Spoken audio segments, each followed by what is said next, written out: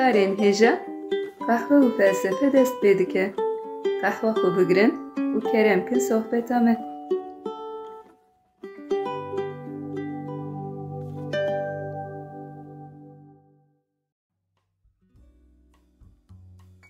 مرحبا گهدارن هجا به بشکنو و قهوه فلسفه امدی سال پیشبریوانه.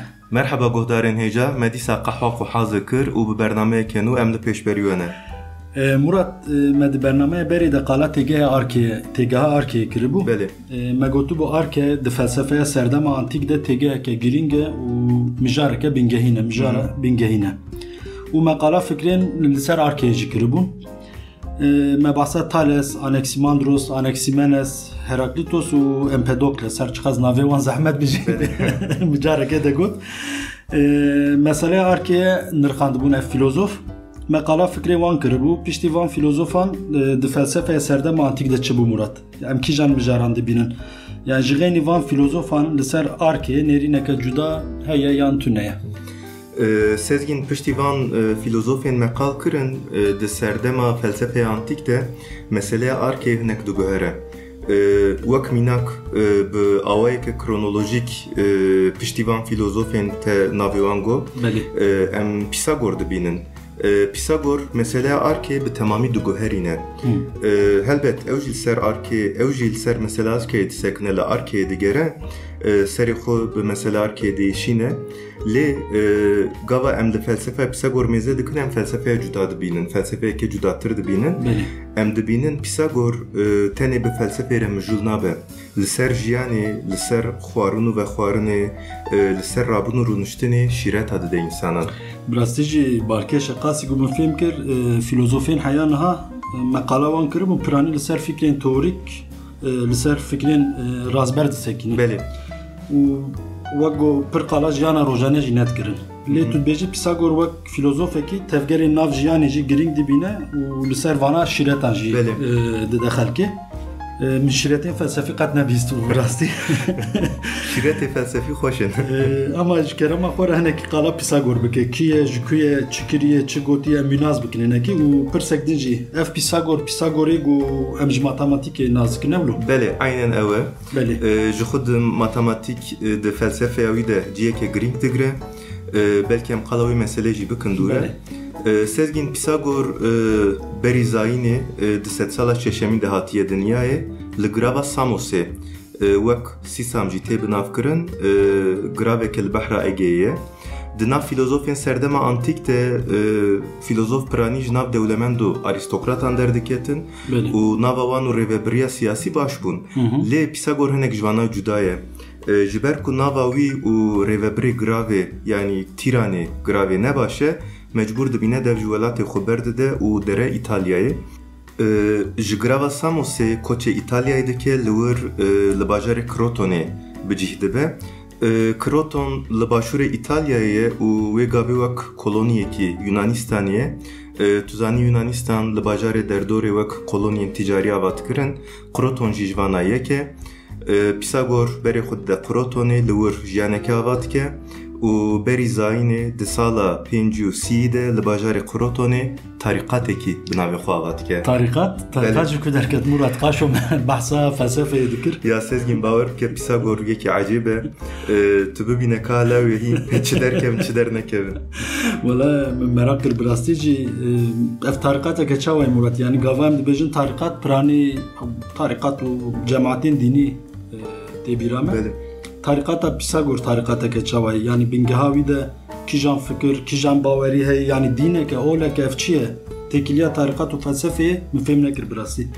Sezgin ev tarikat ji alî baweriyê ve girêdayî çanda Yunana antîk e. Yani wek xuda Apollon dihebînin. Apollon di mîtolojiya Yunanan de xudayekê giring e. Lawê Zeus e. Tedî min di serî de got Pisagor şîreta dide însanan. Pisagor dixwaze jiyana însanan biguherîne. Armanca tarîqata Pisagor ev e ku bi şîret û perwerdehiyê jiyana mensûbên tarîqata xwe biguherîne û rêyeke nû rêyekê rast li ber wan veke. Jin jî dikarin bikevin navê tarîqatê û wek mirît di nav tarîqatê de cî bigirin. Lê gava em bi kurahî li tarîqata Pisagor dinêrin em tişteke cuda dibînin. Em dibînin ku armanca vê tarîqatê ne tenê felsefe ye, ne tenê bawerî û perwerdehî, Pisagor dixwaze birêya vana alîgirên xwe li derdora xwe zêde bike. Ji alî siyasî hêzeke bi dest bixe, li bajarê Krotonê hêza xwe ya siyasî xurttir bike û dawiya dawî rêveberiya bajêr bi dest bixe. Yani loma gava em li vê tarîqatê mêze dikin, li kar û xebatên wî mêze dikin, em carna wek partiyeke siyasî dibînin. Ev tarîqata Pisagor li felsefeyê çawa dinêre Murat, yani te got di bingeha wî de baweriya Apollon heye, yani aliyek wê dînî heye. Belê. Yani ji ber vê taybetmendiyê di dîroka felsefeyê de fikrên Pisagor çawa tên nirxandin? Di dîroka felsefeyê de bandora wî çawa bûye? Sezgin belê aliyekê wî dînî heye, yani di tarîqata Pisagor de bawerî bingeheke xurt e. Lê fikr û ramanên felsefî, xebatên zanistî bêtir derdikevin pêş. Loma di dîroka felsefê de ji xwe cî digre wek filozofekî û ev fikr û ramanên Pisagor tenê di nav alîgirên wî de namîne, belav dibin ev fikrên wî. Filozofên piştî Pisagor tên van fikran dinirxînin, şîrove dikin, hinek qebûl dikin, hinek rexne dikin. Filozofên wek Empedokles, Sokrates, Platon û heta 1400-1500 sal şûn de felsefeya İslamê di bandora Pisagor de dibîne, di bandora nêrînên Pisagor de dibîne û van fikrên wî bi şiklekî di dîroka felsefeyê de xwe didomîne. Belê. Yani em dikarin Pisagor û alîgirên wî wek dibistanekî felsefe, yani wek ekoleke felsefeyê binav bikin? Belê, wek dibistan an wek ekoleke fikrî em dikarin binav bikin. Ji xwe gava em li çavkaniyên dîrokî mêze dikin, çavkaniyên ser dîroka felsefeyê. Em hem navê Pisagor dibînin, hem jî navê Pisagor parêziyê dibînin. Pisagor parêzî ew çi ye Murat? Sezgin ji bo Pisagor parêzî rave bikim ez werbêjim. Di felsefeya Pisagor de pirsgirêkek heye. Yani em dikarin wek pirsgirêkek binav bikin. Fikr û ramanên li ser navê Pisagor hatine qeydkirin, bi rastî jî fikrên Pisagor'ın an fikrên alîgirên wî ne em nizanin. Divan fikra de erêm şop û bandora Pisagor dibînin, ji fikr û felsefeya Pisagor nedûrin. Lê ev fikr û raman bi rastî jî yên Pisagor'ın an ninin em nizanin. Çimkî çavkaniyên li ser jiyana Pisagor gelek kêmin. Ew bi xwe fikrên xwe nivisiye, berhemek li xwe hîştiye nehîştiye em viya jî nizanin. Mesela çavkaniya me herî giring dîsa Aristoteles e, berhemên Aristoteles'in. Alîgirên Pisagor piştî mirina wî taybetmendiyên xwedayî li Pisagor bar dikin. û wî wek nîv xwedayî dibînin. Loma fikrên li ser navê Pisagor tên qalkirin, piranî dibin navê Pisagor parêzî de derbas dibin. Herê. Murat, te gotibû Pisagor li ser jiyanê şîretan dike. Belê. Ji van şîretan tutkarî çend mînakan bidî? Yani eger şîretên baş bin, em jî di jiyana xwe de bikar bînin. Ola Sezgin, bi min pir guh nede şîretên Pisagor. Eger tu guh bidî şîretên Pisagor, gere tu dev ji xwarina goşt berdî. Ev zehmet ew xuya haya Pisagor ji xwarinên me Kurdan tune ye. Eger em dev ji xwarina goşt berdim, bi tamamiya me birçî bimînin. Bawer bike ji bo min jî zehmet e, yan wek Diyarbekiriyê ez nikarim dev jî cigerê berdim. Loba bi min em qala felsefeya Pisagor bikin, lê bira şîretên wî ji alîgirên wî re bimînin. Wekî din dibêje destê xwe nedin dîkê spî, peqle nexwin. Tiştek bikeve erdê destê xwe nedin wî tiştî. Şîretên wiha dide. Dîkê spî alaka nizamin. Sebebek wî heye? Wala Sezgin nizanim, yani Pisagor ji dîkê spî çi dixwaze dîkê feqîr çikirî jê nizanim. Bawer bike jî nizanim, yani bi taybetî çima qala dîkê spî dike jî nizanim. Belê. Tu tekiliya van qedexe û felsefeya Pisagor hene Murat? Yani bingeha jiyana tarîqata wî dîn felsefeya an çi ye? Sezgin di felsefeya Pisagor de armanca felsefeyê diguhere. Belê. Armanca felsefeyê fikrîne, zanîne, lê li gor Pisagor armanca felsefeyê paqijiya rihê mirovan e. Belê. Yani Pisagor dixwaze birêya felsefeyê mirova bixeriya rast û rihê wan ji gunehan paqij bike. Loma di sîstema Pisagor û Pisagor parêziyê de bawerî û felsefe di nav hev de ne. Yani em nikarin bi sînoreke teqez, bi sînoreke xurt wan ji hev veqetînin. Yani Pisagor jibo ku ruhime ji gunahan paqij be û emberê xwe nedin gunahan jiyaneke dînî û felsefî pêşniyazî me dike ne wilo? Bele bele. Kesên dikevin navê terîqetê sistema Pisagor qebûl dikin û jiyana xwe bi vî şiklî didomînin. Ev sistem bi xwe re hinek qedexeyan jî tîne tedî me hinek qal kir sezgîn. Erêm dibêjin Pisagor şîretan dide, dibêje awa bike, awa neke, viya bixwe, viya nexwe filan bê wan. Lê ev qedexe bingeheke wan heye, yani bingeheke felsefî heye li gor çawan bêjin, li gor sistema Pisagor. Tedî min got xwarina goşt qedexe ye. Erêz nizanim çima dibe destê xwe nede dîkê spî, lê ez karim sedema qedexeya goşt bêjim. Ev qedexeya wan bingeha xwe ji nêrîna wanê li ser rih digire. Li gor Pisagor û Pisagor parêzan piştî mirinê rih hebûna xwe didomîne. Lê ne li dinyayekê din. Rih koçê laşê zindiyekê din dike û li wir hebûna xwe didomîne. Yani qala koça rih dike, qala kirasguhertinê dike. Dibêje rihê yekî hûn jî hez dikin, dibe ku bikeve laşê heywanekî jî loma xwarina goşt qedexe dike. Ev meseleya kirasguhertina rih di çand û baweriya Yunanan de tiştek nû ye. Hinek dibêjin Pisagor vê meselê ji Misrê hîn bûye, lê arast ev pir nakeve serê min, çimkî di baweriya Misriyan de kirasguhertina rih tune ye. Erê piştî mirinê qala jiyaneke dikin, rih piştî mirinê jî hebûna xwe didomîne, heta ji bo wî tedî laşê mirova mumya dikin. Lê di Misriyan de em koça rih nabînin. Yani wê gavê em dikarin bêjin cara ewlî Pisagor qala kirasguhertinê hango reenkarnasyonê dike? Na, em nikarin bêjin. Yani berî Pisagor jî ev meseleya kirasguhertinê di gelek baweriyan de hebû. Lê em dikarin viya bêjin cara ewlî Pisagor meseleya reenkarnasyonê bi bengeheke felsefî îzah dike. Ev nêrînên wî li ser rih di felsefê de girîngin, çimkî bi Pisagor re nêrînên li ser rih diguherin sezgîn. Li gor Pisagor rih ji bedenê girîngtir e û puxteya însanan di nav xwe de dihewîne rih.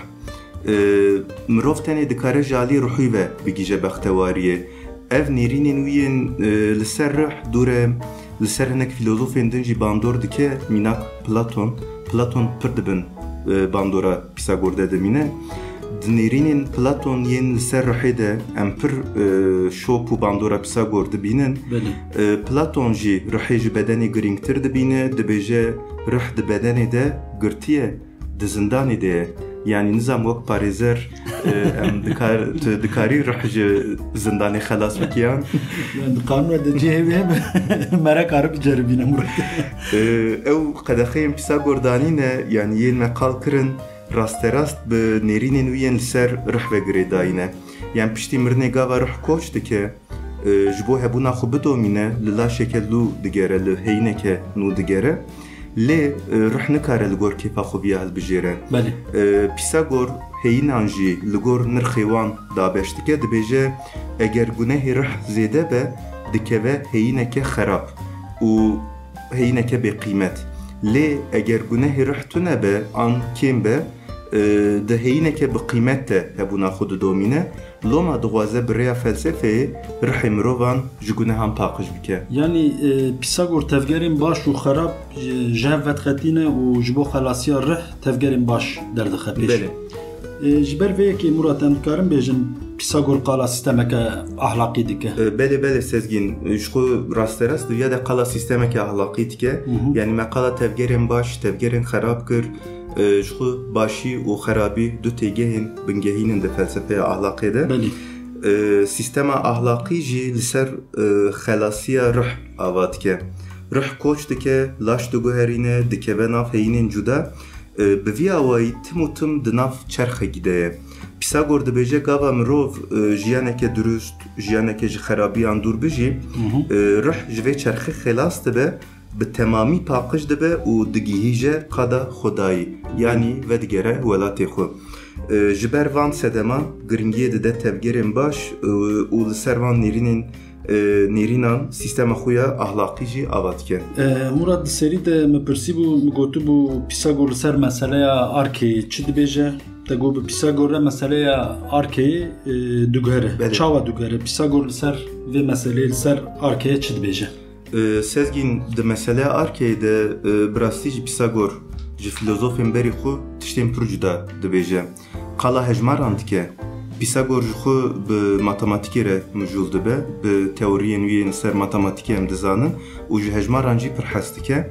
Îja hejmaran tenê di matematikê de bikar nayne, rasterast dixe nav felsefeyê. Yani hejmar ew hejmarên em zanîn newlo yek dosê. Belê. Hejmarên em pê hev dijmêrin, pê matematikê de alimin, pê pera dijmêrin û em dibînin di cêba me de pere namîne. Erê ji xwe têkiliyeke di navbera felsefe û matematikê de heye, filozofên serdama antîk bi matematikê re jî mijûl bûne wek Thales, Euclid. Lê li vir tu wek qala hevkariya felsefe û matematikê dikî. Sezgîn belê Pisagor wek matematiknasekî matematikê rasterast dixe nav felsefeyê. Ji xwe Pisagor li Yunanistanê wek matematiknasê ewilî tê qebûl kirin. Filozofên berî wî tedî me qala Thales kir, Euclid kir, ew piranî li ser geometriyê sekinîne. Lê Pisagor rasterast li ser arîtmetîkê yanî li ser cebîrê xebitiye. Loma hejmar bo wî girîngin, yanî ew qas girîngin ku dibêje arke hejmarin. Çavkaniya jiyanê hejmarin li gor Pisagor tiştê ku jiyanê gerdûnê derdixe holê hejmarin û aheng û lihevkirina di nav hejmaran de jî gerdûnê diafirîne. Li ser vê meselê tu çavkanî berhem hene gelo yên ji wê demê gehiştinê roja me? Berhemên Pisagor bi xwe nivisîne negihiştine roja me sezgîn, arast em nizanin yanî berhemên ew bi xwe nivisîne hene an tunene jî. Agahiyên herî baş em ji berhemên Aristoteles dixwînin, bi taybetî di berhema metafîzîkê de Aristoteles qala vê mijarê dike. Dibêje li gor wan yanî li gor Pisagor û Pisagor parêzan her tişt dikarin bi hejmaran bên îfade kirin. Yani hem matematikê pêşxistine hem jî dibêjin rêbazên matematikê em çawa bêjin di jiyanê de rêbazên bingehînin. Hejmaran wek heyînên ewilî qebûl dikin. Loma em dibêjin di Pisagor parêziyê de arke hejmarin.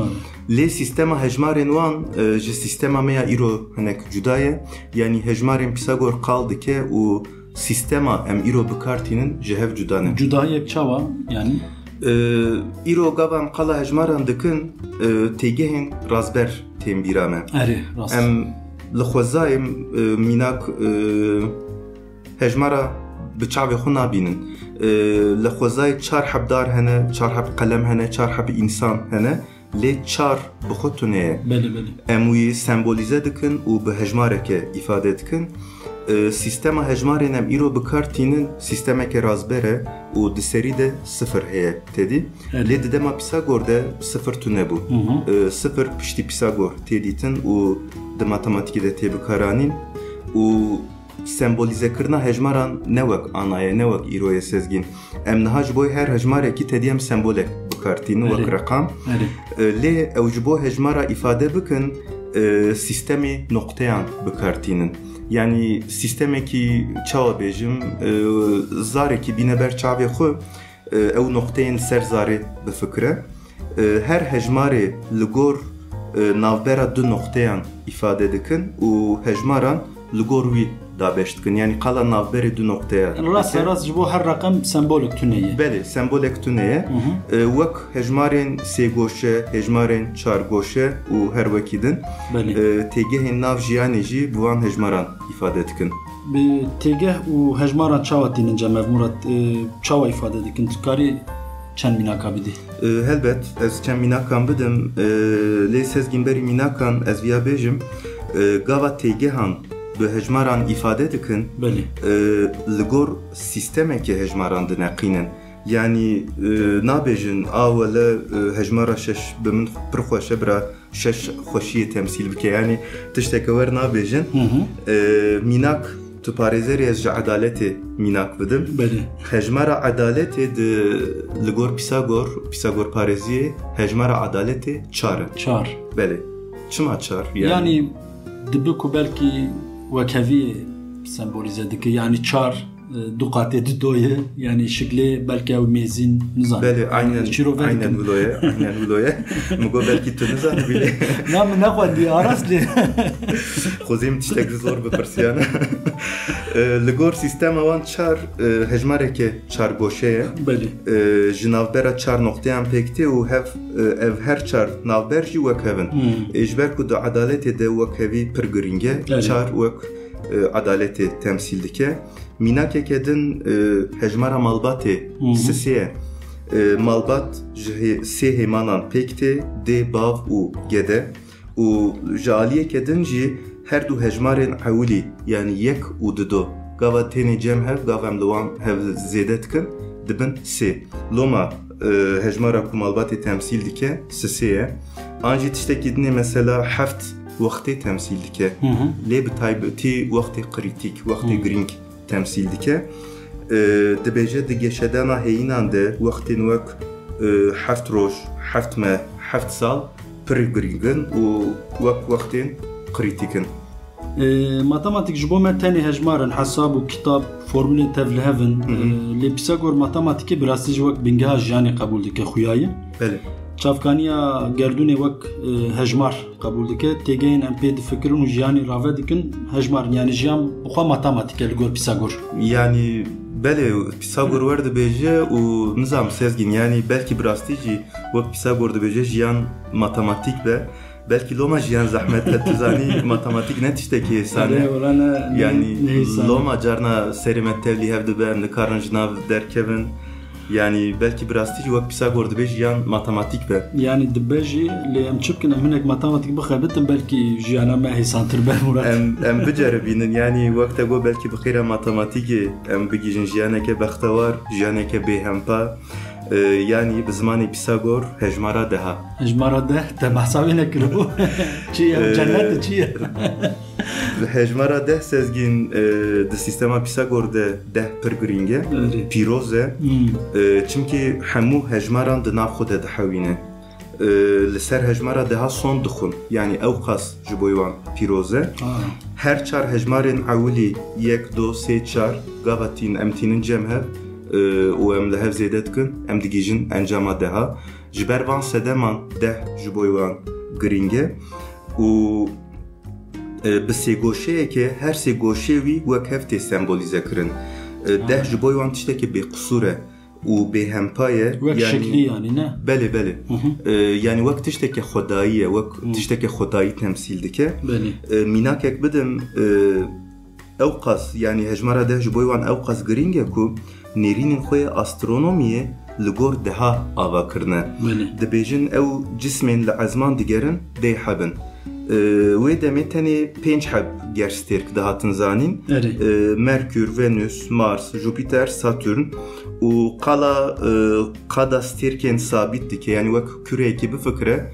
dibên küreyeke glovereke sabit heye û hemû stêrk di nav de ne ev jî bû şeş û dünya heye roj heye hîv heye kirne lê me got ji deh heba pêk a deha li ku ye yani a deha bi rastî ez nizanim li ku ye belkî kurê min rê nas li vir ba belkî cevabê bida ama lê nizanim li ku ye Murat sezgin a deha tune ye yani nê hebin lê ji bo wan deh a qasî giring e ku dixwazin ji bo sîstema xwe piştrast bikin û bi deha temam bikin cismeke nû afirandine û jê re gotine erdê dijber an jî erdê hember yani cismeke wer tune ye lê ji bo deha temam bikin tiştekî wer afirandine helbet wek her tiştî di nêrînên wanên ezman û astronomiyê de jî bingeh hejmar û matematikê wek hem bînin qala li hevhatineke qala ahengeke matematikî dikin. Murat Pisagor û Pisagor Paris tu cî nema hek hejmar nexistinê û hejmara bikar neanîne di felsefeyê de dibêjin arke hejmarin di baweriyê de li ser daha son dixwin astronomiya wan dîsa li ser hejmara ye wekî din di kîja qadê de hejmaran bikaranîne Murat di müzikê de sezgin wa li ser müzikê jî xebitîne ev xweş bû belê li ser müzikê xebitîne û heta di müzikê de wek afrînerê armonî û akustîkê tên qebûl kirin sezgin û û qîmeteke pir mezin dane muzîkê bi rastî jî li gor wan muzîk qansî tibbê girîng e. Yani tıp wek zanisteke bedenên mirovan diparêze ji nexweşiyan wan diparêze tedawî dike. Müzik jî wek zanistek rihê mirov diparêze û paqij dike. û tedî wek me qal kir rih ji bo wan pir girîng e. Ji ber wî em dikarin fehm bikin, yani müzik ji bo wan di tarîqata wan de û di nêrînên Pisagor de müzik çi qas girîng e, em dikarin fehm bikin. Yani divir de ji vî alî ez jî Pisagor parêzim Murat. Serxêrî be. Lê tenê ji vî alî ya. Bi min jî müzik pir girîng e bi rastî û bandoreke mezin li ser rihê me, li ser psikolojiya me dike. Ya wele ez jî werde fikirim, yani wek müzik hezekî ez jî werde fikirim. Pisagor xebatên xwe yên li ser müzîkê jî sezgîn li gor sîstemeke matematîkî û li gor ahenga hejmaran ava kiriye. Di enstrümanên müzîkê de dîtiye ku qalindbûna deng girêdayî dirêjbûn an kinbûna têlan e. Li gor vê têkiliyê li ser enstrümaneke monokord, yani enstrümaneke tenê bi têleke dirêj xebitiye, dirêjahiya têlê guherandiye û li gor kinbûn û dirêjbûna têlê gihîştiye têgehên wek oktav, kuart, quint. Ev têgehên jî di zanista müzîkê de tên bikaranîn ku ev têgeh di müzîkê de, di zanista müzîkê de wek navbera dengan îfade dikin. Loma dibêje dengên müzîkê li gor dirêjbûn û kinbûna têlan diguherin û dengê cuda derdikevin. Sezgîn li ser vî ez dixwazim qala çîrokekî bikim.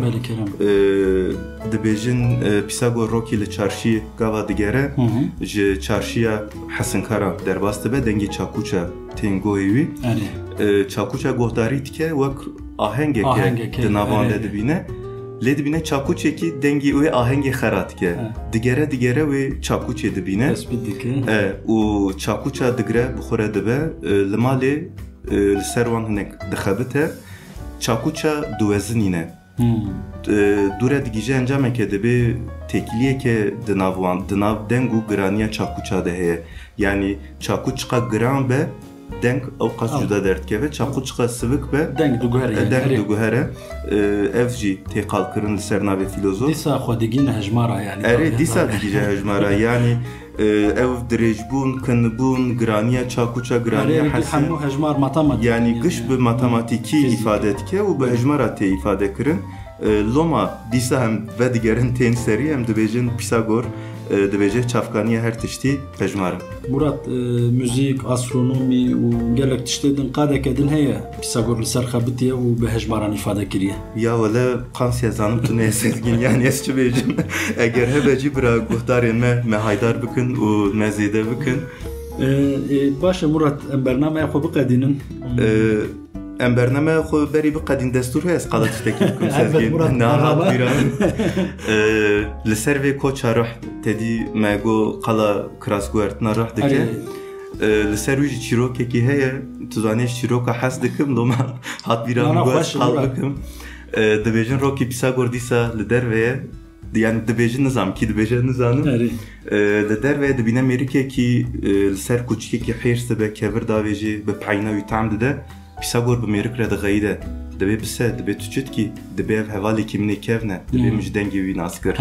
Yani ew qas giringiyê dide kirasguhertinê, loma ruh di felsefeya de ciyekî mezin digire. Em van nêrînên wî dûre di felsefeya Platon de dibînin. Felsefe Platon de jî dibe ruh di beden de wek di zindanê de tedî me got. Piştî tevgerên baş ruh ji vê dunyayê xelas dibe û vedigere welatê xwe. Bawer dikim em meseleya rih di bernameyên de jî bi berfirehî bi nêrîna filozofiyê din jî em ê behsa wê bikin. Bawer dikim. Yani eger qehwa me hebe em dikarin qal bikin. De baş e Murat, eger çîrokek din tu ne benim karin bernameyê xwe em belê qehwa me jî qediya ji xwe sezgîn, em hejmara qehweyan zêde nekin û xalî Pisagor hêrs nekin, hejmara qehwê biraz sabît bimîne. De baş e belê guhdarên hêja heta beşeke nû bimînin di xêr û xweşiyê de. گهدارن هجا به قهوه و فلسفه نمینن بمینن دخوشی ده بخاطره و بخاطر و